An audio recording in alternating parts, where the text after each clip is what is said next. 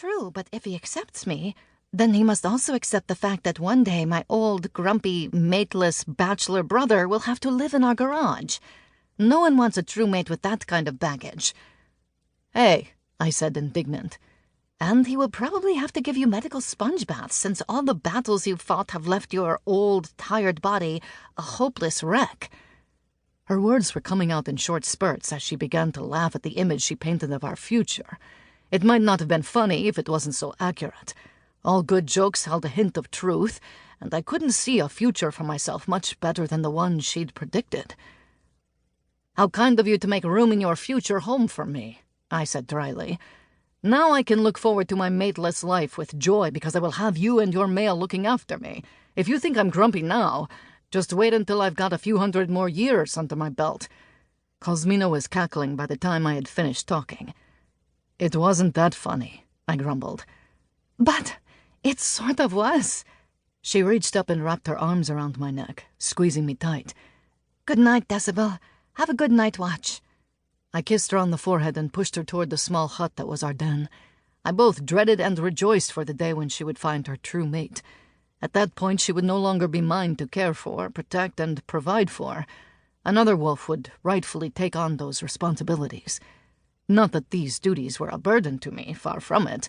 They were a privilege, but it would be a relief to have only myself to look after.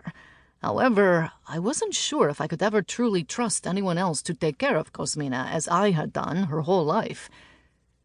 I stripped out of my clothes and phased, allowing the wolf to take over.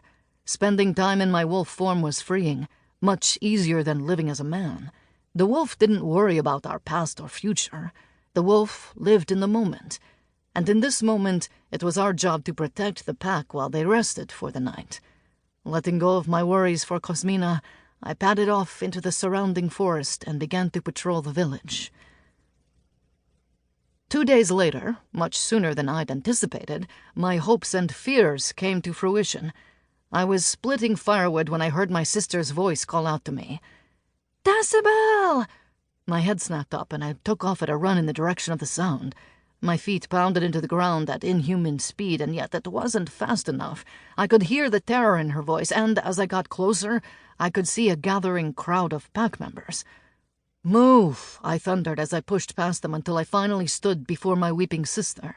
She was staring at 2 wolves who were in the heat of battle. Cosmina, what is going on? I growled, feeling my wolf pushing at my flesh to break free. He challenged him, she said through her tears. Who challenged who?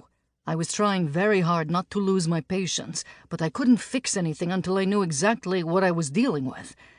Drayden challenged Bastian. I haven't seen Bastian in over a year. He just showed up.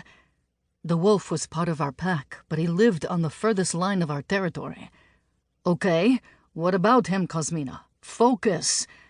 Bastian is my true mate. I was just talking to Drayden when I saw Bastian appear. Right away, I knew.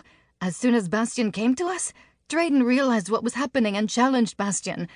I guess he wanted to claim me before my true mate had a chance.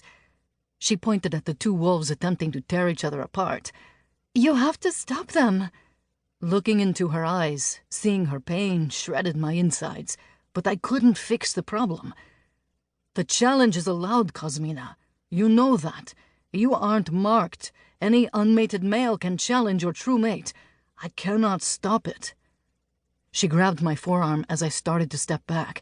Her fingernails dug into my flesh, scoring the skin and drawing blood to the surface. I'm your sister. Please, I don't want to lose him. He has to prove that he can fight for you, that he has the strength to protect you. Consider this his first test. She bared her teeth at me and whipped around to watch the battle, which was already almost over. Bastian had phased back to his human form and had a forearm across the other wolf's throat.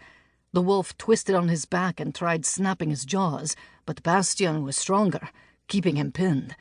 I will spare you if you submit, but consider this challenge done. Cosmina is mine. I let out a relieved sigh as Drayden tilted his head back and relaxed his body. Submission. He was willing to give up without making Bastian kill him.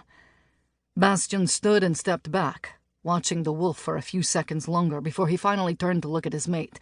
It happened in a split second. Drayden had been on his back, legs in the air.